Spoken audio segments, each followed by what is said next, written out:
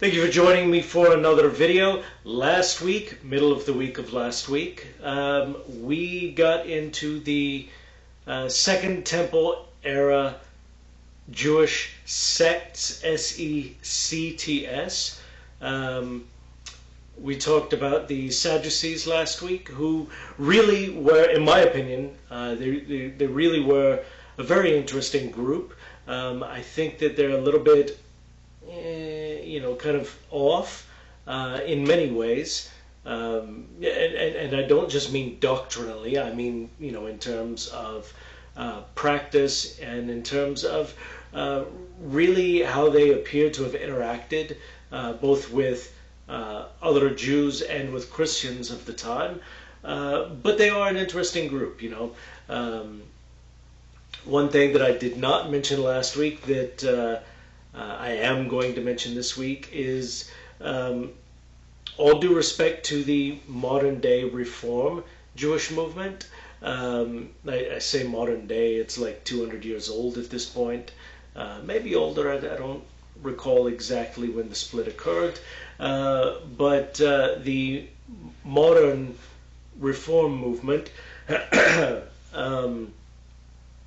appears to have really looked at what the Sadducees taught and sort of steered themselves in that direction, really in a lot of specifically what they teach now. The original Reform movement is very different.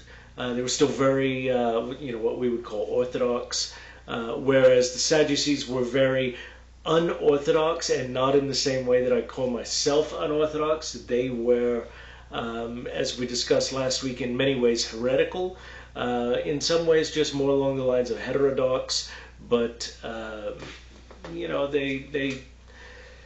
it worked for them. I'll give them that. It worked for them, and I'll just leave it at that, okay? I don't overly critical of Jewish groups unless they really deserve it, and I never really attack a person as much as I attack what they say, what they teach, what they do, that sort of a thing. That's just who I am. It's funny because when I argue with people, my argument is always, going after their argument. They might come at me with, these ad hominem attacks, oh, well, you're stupid, you just don't know enough, you this, you that. And me, every time I'm like, okay, but, that may be, you may be 100% correct in what you just said about me, but let's take a look at your argument and why it's wrong. Let's go through this, A, B, C, D. That sort of a thing. That's just how I argue. And it always has been that way, to be honest with you. I'm sure my parents, have stories from when I was a kid when, some people are taught that way to argue, and some people, I guess they're just born arguing that way. And if anybody's born arguing, they're probably Jewish. Let's get into today's topic, which is the Pharisees. Now, the Pharisees, really, if you remember last week when I was saying, what the Sadducees believed and everything, what they taught, that sort of a thing. In many ways, the Pharisees were very much the exact opposite. Not always quite the exact opposite. They, at the very least, the two groups butted heads all the time. The Pharisees were significantly more strict than the Sadducees. Sadducees were reformers of the day. Not, again, I'm saying this a second time in this video, they were not synonymous with the modern Reform movement in Judaism, but they were reformers in their own right at that time. If you need some, if you're Christian and need something to sort of help you sort that out, think of the differences between the Roman Catholic Church, right, the Western Christian Church, and the Eastern Christian church. There would be the Orthodox churches. In many ways, they're really the same, but at the same time, in important areas, they oppose each other. And it's funny, actually. The Catholic Orthodox divide happened over, like, I think it was just like 3 or 4 what I think are small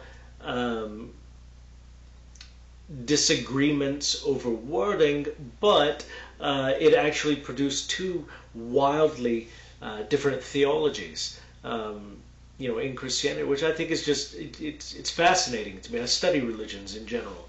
I know more about Judaism and Christianity than anything else, but I study all religions, and out of all the religions in the world, I think that Christianity is probably the most interesting to me, because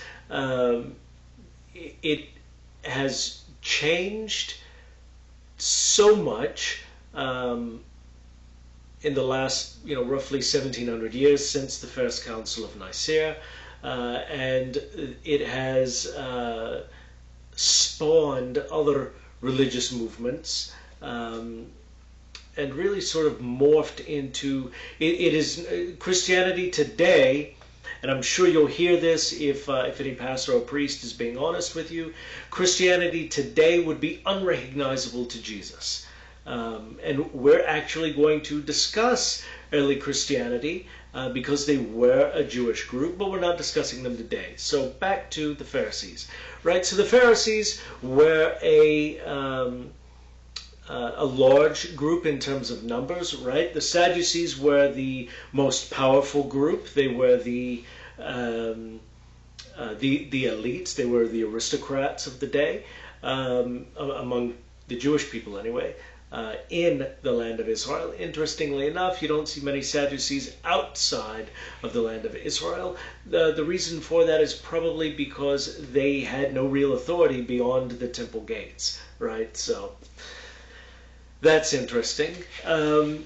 The Pharisees, on the other hand, while the Sadducees were a relatively small group in terms of numbers, the Pharisees were by and large the largest numbers-wise, organized group of Jews at the time.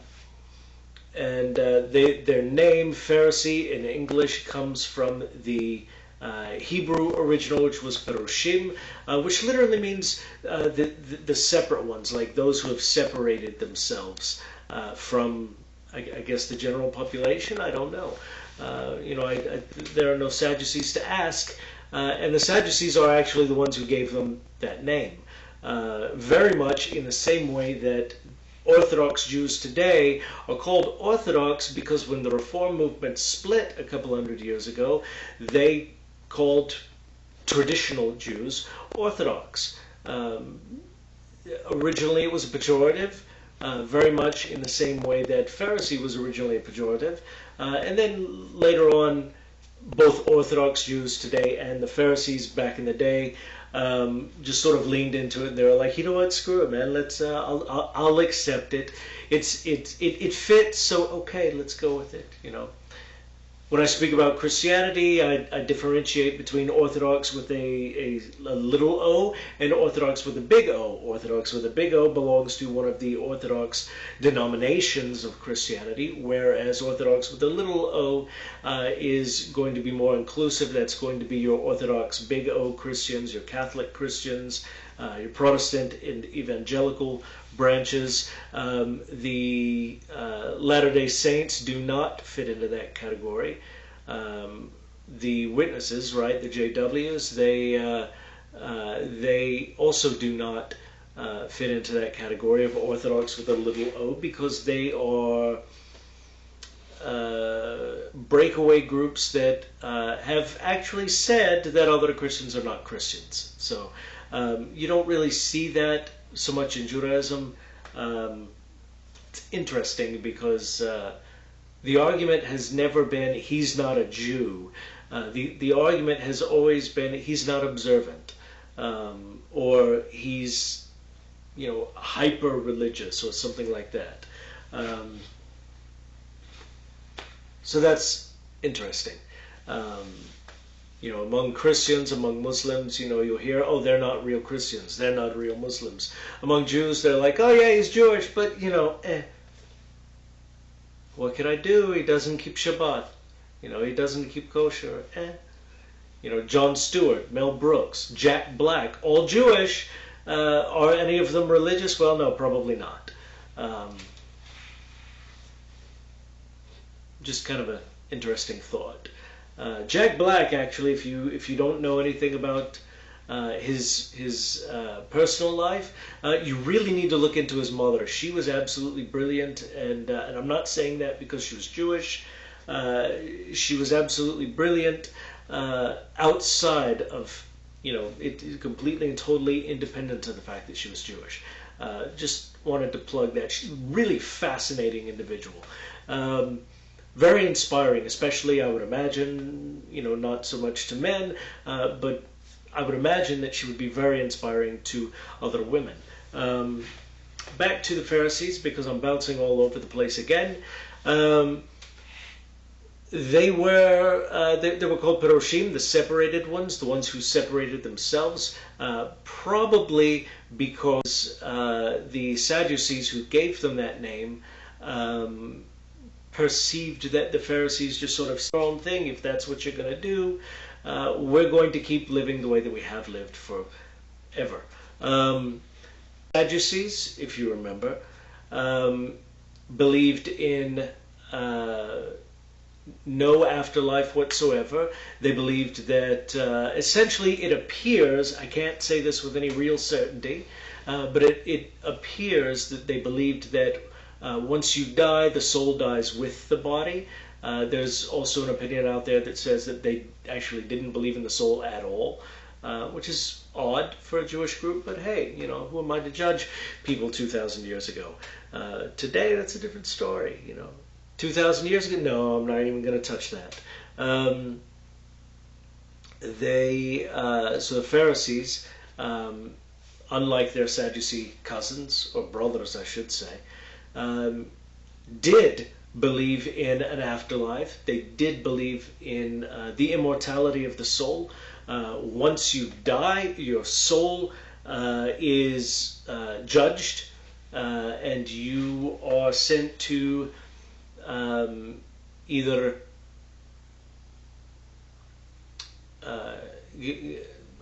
so we call it Gehenna.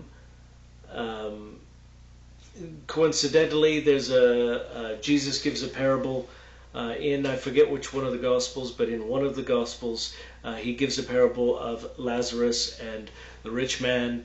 The rich man dies and goes to hell according to the text, whereas Lazarus dies and goes to what the New Testament calls Abraham's bosom.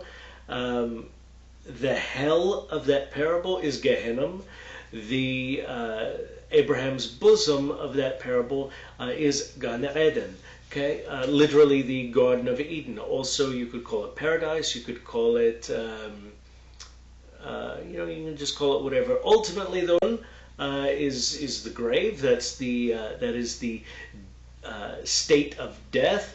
Ultimately, everyone goes there. What happens after that? According to the Sadducees, what happens after death is nothing. The more I think about it, the more I realize they were really kind of like either atheists or agnostics. Whereas according to the Pharisees, everything happens. You suddenly, a friend of mine once called it getting the heavenly download. Suddenly you're in the world of truth. Everything is, your eyes are open. You perceive the truth as it is, regardless of what you may believe now. I may believe the sky is black, and right now it is because it's dark outside. But I may believe the sky is black. You may believe the sky is blue, but ultimately, when we die, we're going to find out, no, we're both wrong. The sky is actually transparent. Go back to first grade science if you don't know what I'm talking about. What was I even talking about? Oh, yeah, the soul. So after death, The Pharisees taught that the soul is rewarded or punished according to what it did in life, what the person did during their life. And in that way, all people are equal. There is no, believe this set of doctrines and, you're saved, you go to heaven. I say that jokingly. That is the one of the defining characteristics of Christianity. It also happens to be one of the defining characteristics of Islam. It also happens to be defining character, or one of the defining characteristics of other religions that are out there. Judaism is really sort of strange in the world religion stage. Because we don't say that. We say, well, yeah, if you're a decent person, okay, so you're probably not going to go to hell very long. And I love telling people that. You're probably not going to go to hell very long because, well, you're a good person. Maybe a few days, maybe a few months. But hey, you get Shabbat and every holiday off, so, I mean, you can't really, complain too much because you get weekends off, right? According to what's taught. My personal opinion about the afterlife is I don't know what's going to happen, and I don't have to know. Eventually I'll figure it out. It's going to be as I'm going through it, but eventually I'll know. And the same for all of us. Eventually we're going to know. So why, get hyper doctrinal and dogmatic over it? Why not just live life? That's what God wants us to do. Just live our lives, live good lives, and then, after life, we'll let God take care of that, right? So since I'm off topic, I'm going to look at my notes for a second. So the Sadducees did not really emphasize Torah study. Pharisees did. Okay, the Sadducees, for them, their whole world was the temple and everything connected to the temple. The Pharisees, on the other hand, their whole world was the temple plus literally everything else. They were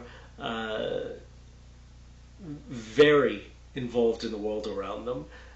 They were doctors and lawyers and rabbis and, very much like Jews today. They did not, a lot of people have this image of Jews, we sort of live in our own bubbles, so to speak, and, we don't really interact with people outside of them.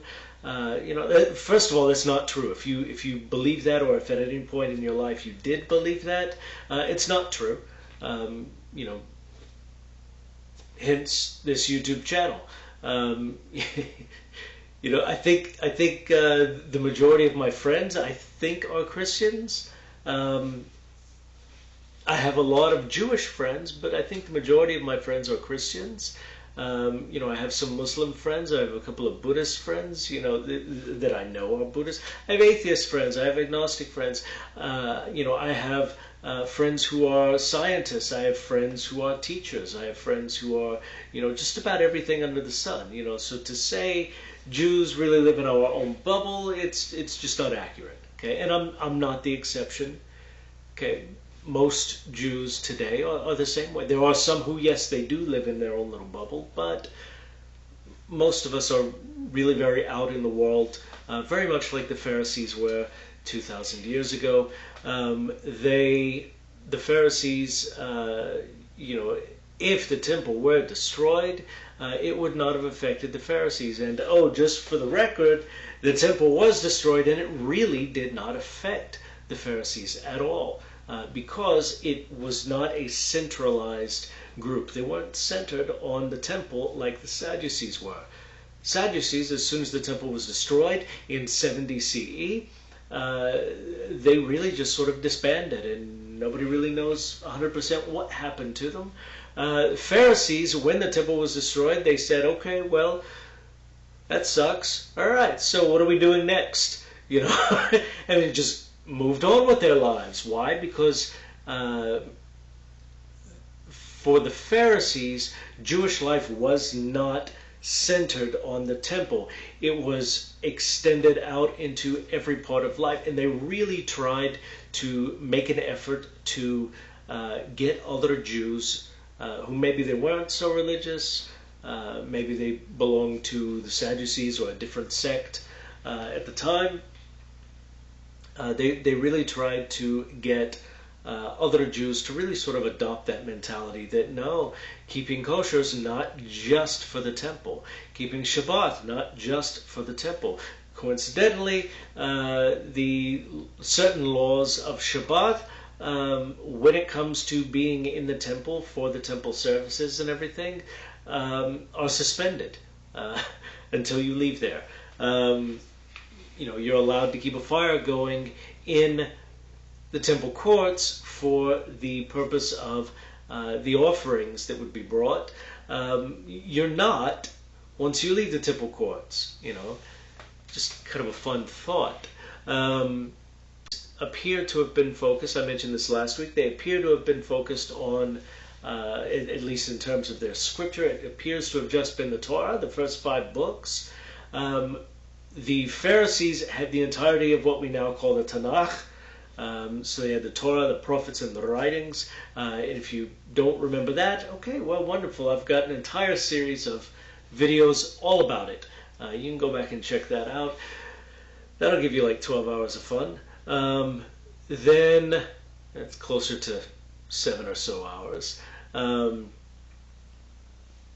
that that's a big difference, but the Pharisees had the entirety of what we now know of as the Jewish Bible. Let me grab my glasses, take a look at this right quick.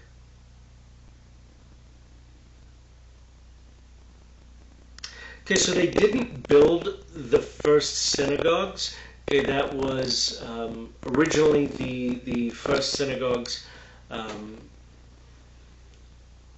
were built during the first temple era, so Solomon's temple era, so pre-exilic times, before the Babylonian conquest.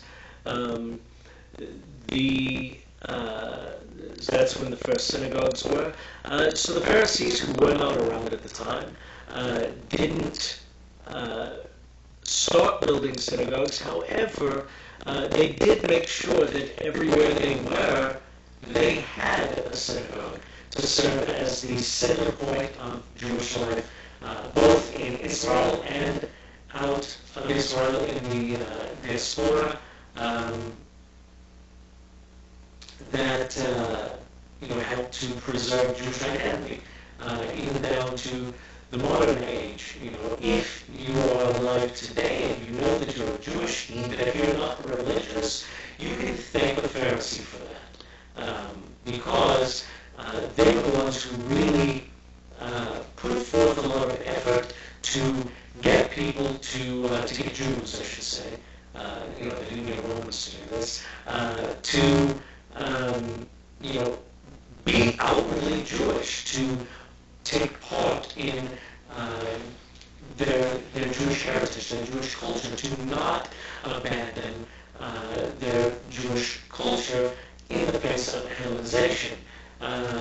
They were instrumental in keeping Jews, for lack of a better term, Jewish. Keeping ethnic Jews religiously Jewish. Okay. So when the temple was destroyed some 2,000 years ago, because of the synagogue system that they set up, it really wasn't that big of a deal to them. Now, eventually, the Pharisees ceased to be called Pharisees. Okay? After the destruction of the temple, probably is when it happened. Certainly not before. But I would wager probably within the first few centuries or so, possibly in the first few decades after the temple was destroyed. Then they ceased to be called Pharisees, and they were just called Jews after that. In fact, every single Jewish person today, who is observant anyway, is a Pharisee. My name is Judah, and I am a Pharisee. Sort of. The Pharisees, it is true that they were the dominant group, but they were not by any means the only group after the temple was destroyed, at least for a while. Eventually, yeah, there were other Jewish groups, eventually merged with them and produced what we now call today rabbinical Judaism. And the reason that we call it rabbinical Judaism is to distinguish it from Karaite Judaism, which is a more modern movement. It's not terribly ancient, but it's not terribly modern either. Roughly 1,000 years ago is when the very first Karaite Jews really sort of came onto the scene, at least by that name. But we're not going to talk about them because they're not a part of the second typical Jewish sects. Maybe we'll make a different video about them in the future. So, Pharisees, yes, they left behind some writings, and by some I mean quite a lot. Every Midrash, every Mishnah, every Gemara, right, the Talmud, those are all writings of the Pharisees. Pharisees themselves wrote that down based on older traditions that actually predate the Pharisees, but they inherited these traditions, and so they just sort of kept them alive, wrote them down. There's something else that goes with that.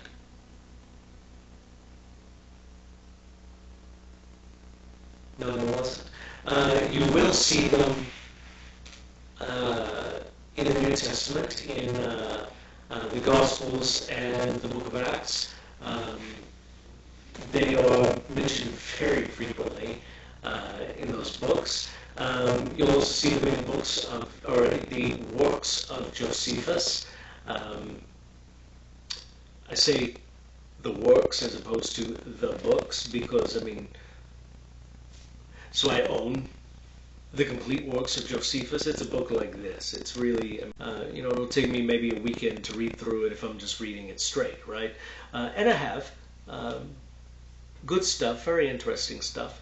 And that is both that and the writings of the Pharisees themselves are the sources for basically everything that I'm telling you. So you will see them in the New Testament. You'll see them debating with early Christians. You'll see them debating with Sadducees. In the Gospels, I love it. Christians wrote the Gospels. I don't think that's controversial to say. Christians wrote the Gospels, and they're talking about Jews and Pharisees arguing with each other. I love it. It's great. Because that shows you that, things really don't change that much. We still argue with each other. Not Pharisees and Sadducees anymore, but, this Jewish guy versus that Jewish guy sort of a thing, right? Hasidic Jews versus, Reform Jews? I don't know. So, as a result, okay, there are a lot of Pharisees that we know by name today, even some that Christians will know. Rabban Gamliel, Christians know him as, I think the Book of Acts calls him Gamaliel. He's mentioned in Acts 5, and I think that he's mentioned in another place. I want to say it's Acts 8. Don't quote me on that. But he's mentioned exactly 2 times in the book of Acts, and really doesn't say much. Although, in all fairness, what he does say is very much in line with, what we know about him. While we don't have any writings, any Pharisaical writings saying that he said the same things that he says in Acts, it's not a stretch to believe that he actually did say those things. There was some kerfuffle, apparently, according to the book of Acts. There was a kerfuffle among the Jews when it came to Christians, the early Christians, who were Jews. And reading them, reading what Rabban Gamliel says about them, where he compares them to Judah the Galilean and Theudas, who was Judah's son. Both of them were zealots. Theudas was a Sicarii. He founded the Sicarii, and we will talk about them. They were essentially, let's call them assassins, would be a good way to say it. They were radicals. They were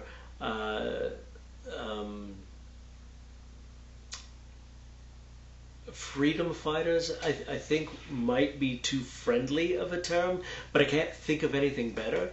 And the fact that Rabban Gamliel compares early Christians to them, I think really says a lot about the early Christians. And mind you, I'm drawing from the book of Acts here. Is it historically accurate on that detail? I don't know. I couldn't tell you. But it certainly seems like something he would say, where he says, listen, if the Christians, if they are, if they continue keeping the Torah, which they apparently were, and they're not giving us any troubles, if they are left to their own devices, they'll eventually fizzle out. They did. The Jewish Christians, they eventually did. And we'll talk about that later. Not today, but later in a later video. And they... his opinion in the Gospel of Acts is, if this is from God, it'll stick around. If it's not from God, they'll go the same way as Judah and Theudas did. Although he flips the names around, he gets the order confused. It's okay, not a big deal. Honestly, from a Jewish perspective, you can't set too high of a bar when it comes to the Christian Bible, because you're gonna, your BS meter, for lack of a better term, is gonna go off on everything if you set the bar too high. Okay, like my, when I was reading, I think it was the Gospel of Matthew, on one of the videos that I made some time ago. I read like not even halfway through the verse, and automatically I had issues with it. It's that sort of thing. If you have a high bar, okay, you're gonna have issues with it. If you set the bar lower, okay, so we can, yes, Rabban Gamliel in the book of Acts, he can get the order confused. It can be anachronistic, which it is, and we will talk about that later, that sort of a thing, right? So Rabban Gamliel was a Pharisee, very famous Pharisee, kind of a big deal. He was the Nasi of the Sanhedrin, he was the president of the Sanhedrin. Another well-known Pharisee from back in the day was Rabbi Akiva. Another one would be Shimon HaSadiq. Shimon HaSadiq is actually like very well known. He's a you don't even have to try to find anything about him. You just look online. Simon the Righteous or Simon the Just, I think is how it's rendered in English.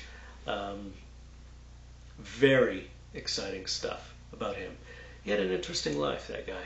So did Rabbi Akiva. So did Rabbi Gamliel. Really, okay, so really they all had very interesting lives, very inspiring lives, many of them. If you want to check out their biographies, great.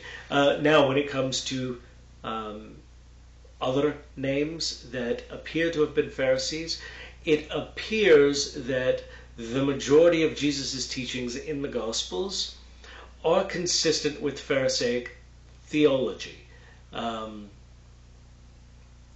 Would I go so far as to say that he is a Pharisee? Yeah, I think I would. I think I would go so far as to say that Jesus was a Pharisee, and that discrepancies between what he teaches in the Gospels versus what he teaches, or discrepancies between what he teaches in the Gospels and what the church teaches about what he taught. I think really ultimately that is a cultural thing, where you'll have to forgive me from this, but this is just how it appears to me.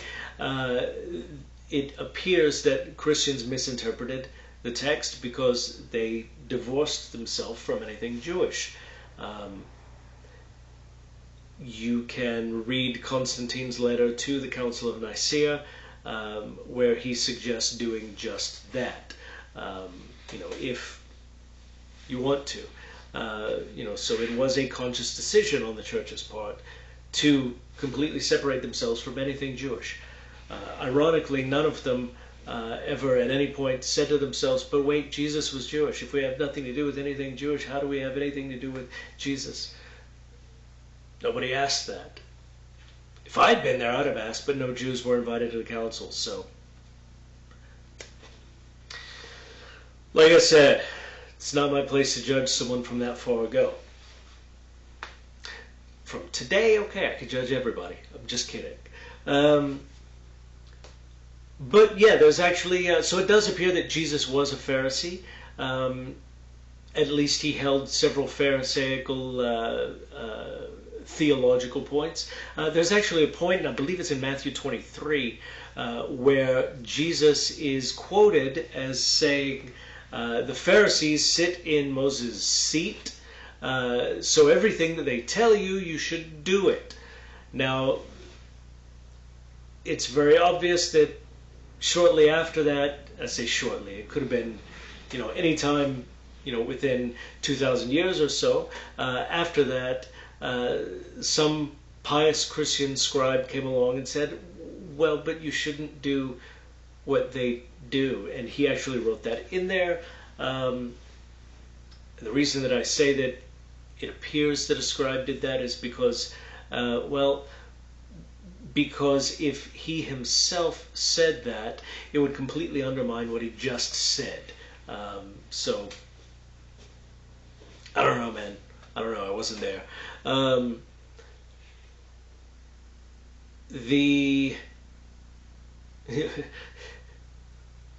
So Christians are divided over what it means, Moses' seat. Some people are like, oh, the synagogues had an actual seat for Moses. No, they didn't. They didn't. If anybody tells you that, they're just not using their brains on that one.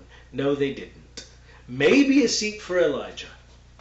Okay, that is tradition. You will find that in most synagogues today. Maybe a seat for Elijah, no seat for Moses. Moses doesn't get his own seat. He stands, okay, if he shows up at all. Sometimes I think that he just, goes to the next synagogue over. Because why would he come here, right?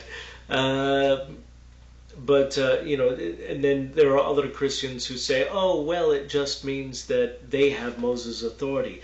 Any Christian who says that, they understand what he's saying there, okay? And that's my thoughts on the New Testament.